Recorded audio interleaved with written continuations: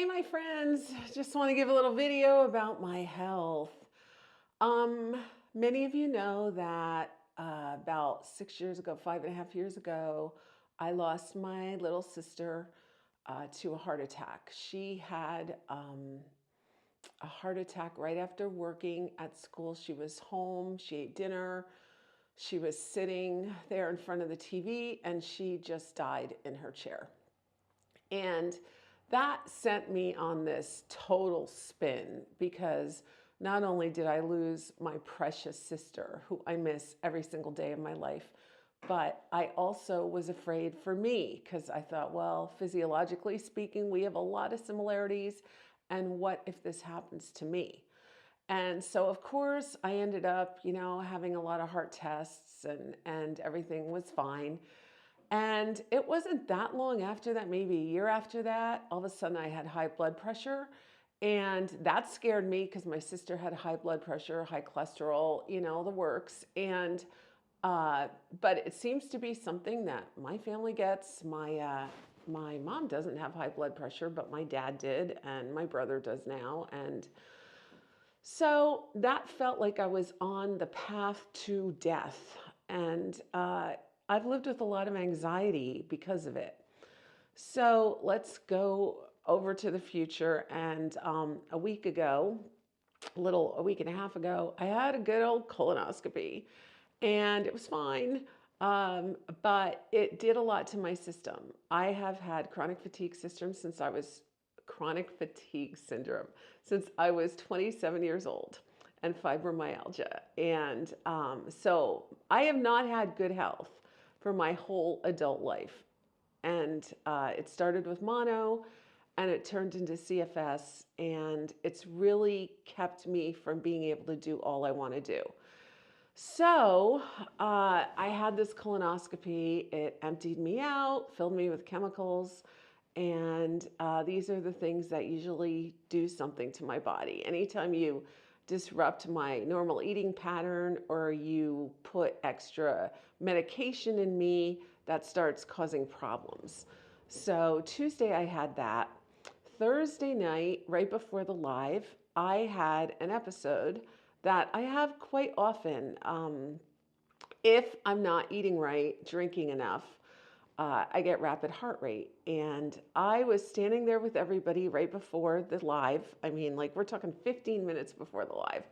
And suddenly my whole face flushed and I took a sip of Prosecco, a sip, and my face flushed and I got real faint and my heart started beating really rapidly. And it took about 20 minutes before it went down. So I started the show with this rapid heartbeat and I just wasn't feeling well.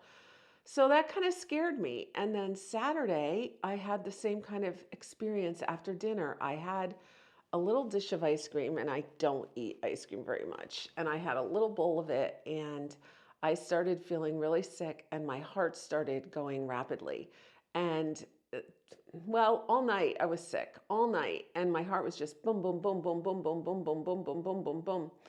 And it freaked me out. So I didn't sleep a wink that night. I was sick all night, didn't get any sleep. At 6:30 in the morning, I woke Tom up and I said, "You got to take me to the ER. I don't know if I'm having a heart attack." So he took me to the ER and they gave me an EKG, which was fine. And they ran a whole bunch of blood tests. And then um, basically they came back to me and they said, one of your blood tests, the D-dimer, says that you have a blood clot. And I said, oh, I've had this before. I have a high D-dimer test. I don't know why, but I had this before and I didn't have a blood clot. And so we went around and around and they're like, well, we have to rule it out, because we can't let anything happen to you. So we have to rule out this blood test. And so they started stabbing into my arms. And unfortunately, I have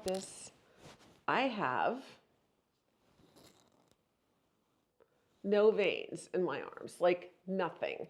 And for 3 hours, the nurses and the doctor with an ultrasound machine were stabbing at my arms, trying to find a vein. And it hurt. But the doctor said to me, if I don't get a vein in your arm, I'm going to have to go into the side of your neck and I'm going to have to weave this around and go down toward your lungs. And he said, it's not without risks. And I freaked out because all day my veins were blowing up left and right. And now this guy wanted to go into my neck. And I've got to tell you, he didn't have the best bedside manner, and he was kind of fumbly with my veins, and I did not have a lot of confidence in him going into my neck. The risks would have been I could have punctured my lungs, I could get a bad infection, who knows what else. All I could see was, kind of a stroke or something. So I let them just dig into my arms for 3 hours, and finally they got one vein that they thought would work for the CAT scan. So they went and they wheeled me quickly into the CAT scan. Now what the CAT scan does is it inserts a dye into your veins, but it rushes it in.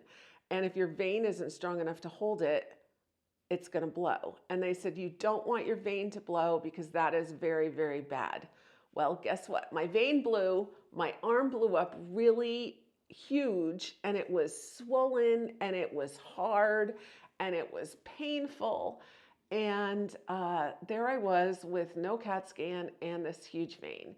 Also, in the meantime, because I went in with an upset stomach, they gave me a drug called Zofran, and I had an allergic reaction to that where half my throat closed up. So by about 5 o'clock that night, I had already sent Tom home, and the doctor came in to my ER. I had been there since 6:30 in the morning. I was exhausted. By this time, I actually was hungry again and hadn't slept the night before. And he came in and he said, well, we're going to admit you to the hospital for observation, and we're going to do a test tomorrow called the VG test, which is basically a radiation test. They give you this radioactive nuclear stuff. It's a nuclear dye test that you breathe in the nuclear stuff and they put it in your veins, but they can put it through your hand, which is the only place I had a vein. And so they kept me overnight, and they put a heart monitor on me. I was in ICU. I was in there for observation. And I did not get a private room. I got a room with 2 other women. One poor woman that was living there waiting for a care unit. She was 98 years old. And I know what happens when you're in a hospital. You don't get any sleep, and especially if you have roommates. And I was like, oh man, because the night before I didn't even get any sleep. Now, remember, I have chronic fatigue syndrome, which means if I get behind in sleep, I'm going to have a relapse. A relapse means I have no energy. I just feel awful. I can't function, and it can go on for weeks on end. So they put me in the room, and I tried to go to sleep, but my roommate had her TV blaring. Remember, 98 years old, she couldn't really hear the TV.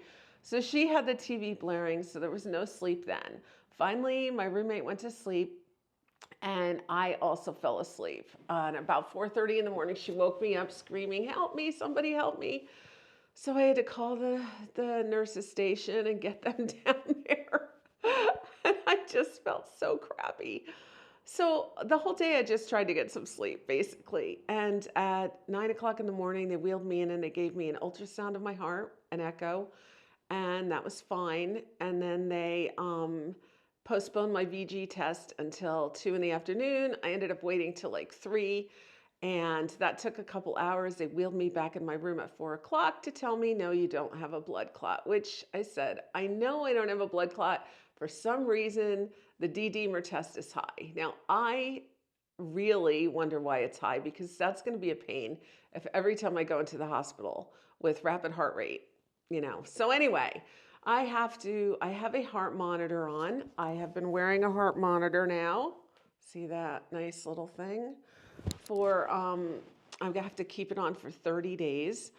And I have to get another stress test. We think, this is probably what we think, is that the colonoscopy dehydrated me badly. And I never caught up from that, which is why I had the rapid heart rate on Thursday, and why I also had the rapid heart rate on Saturday. Because Saturday, I did not drink as much as I normally try to drink. Tom and I were working in the barn. And so that's what we think happened. We think that the ice cream just didn't sit well with my stomach because I don't eat like that. And so it's probably nothing. However, now I've had a chronic fatigue relapse and I've been just tired, just super tired all the time, which is not good because in a couple weeks I'm actually taking a little vacation. That's very important, and I don't want to be sick for that. So that's what's going on. I want to thank you guys for all the love that you have sent me, all the prayers. That's just so sweet. I thank you for all the care. I've felt very cared for, and it means so much to me. So I will keep you posted. Um, I don't expect that any of these heart tests will come back badly. But I think it's a good thing that they're monitoring my heart because it is really scary when your heart starts racing at 120 beats per minute. You know, it's like boom, boom, boom, boom, boom, and you can hear it in your ears. The good thing is that I have a very regular rhythm when my heart races. It's not all over the place and irregular, it's very regular. And the other good thing is that, well, this isn't a good thing, but they did find that I have a short little sinus rhythm in my rhythm, which it's nothing wrong with that, but it tends to make me go into rapid heart rate faster than other people. So that's part of it. Anyway, that is the bottom line to my health. Uh, I will be going into Michelle's house with Alice on Tuesday, and we are going to start tackling her house and making it or helping her with suggestions to make it feel more early American for her. So that's a really exciting thing that's coming up. I am sure you're all going to enjoy that video. And else, guys, happy Mother's Day. It's a beautiful day. My daughter, Kristen, took my mother and I out yesterday for a beautiful lunch at Elizabeth's. We love that place.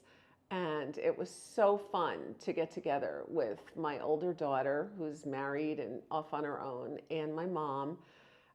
The day before, I took my younger daughter out, so we went and did our special thing. And today it's Tom and I. I don't know what we're gonna do. I mean, I don't have a lot of energy, and it's kind of cold out. Like the sun was out when I got out of bed, but it's not out now. So we'll see what happens. But anyway, I love you guys. I hope you have a really great Mother's Day. I hope you're able to be with your loved ones. And I will talk to you soon, okay? Bye.